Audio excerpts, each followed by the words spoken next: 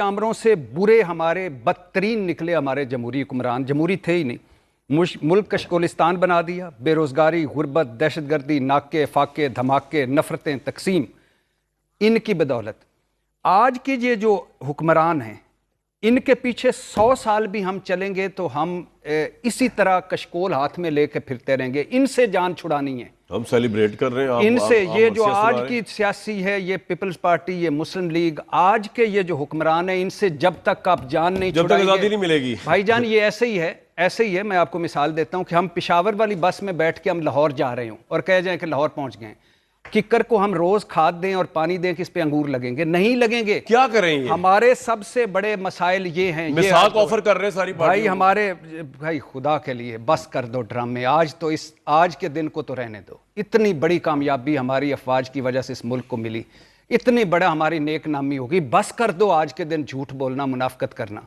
किसको आप दावतें दे रहे हो? मौलाना फजल रहमान को, जरदारी साहब को, वो तो आपके साथ ही हैं। किसको? इमरान खान को, वो तो फितना है, वो तो 9 मई का मुजरम है। तो फिर किसको ये रोज रोज तकरीरों में आप कहते हो कि दावतें देनी है? कौन दावत दे किसको दिया जाए? और आपके पास है क्या? आप दावत दे सकते हैं?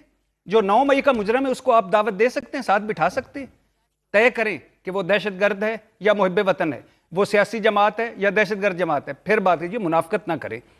तो इनसे मेरे भाई, इन लोगों से अगर जान नहीं छुड़ाई गई तो हम कहीं के नहीं रहेंगे। और आखिरी बात आपने कहा, इसमें ये मेरे सामने पड़ी हुई है, मैं इसमें क्या करूं। फील्ड मार्शल आसिम मुनीर साहब, ज़हीरा बाबर सिद्धू साहब, वेल डिज़र्व्ड, अल्लाह आपको मुबारक करे। सर शमशाद मिर्ज़ा, एडमिरल नवीद अशरफ, आसम मलिक साहब, अहमद शरीफ साहब,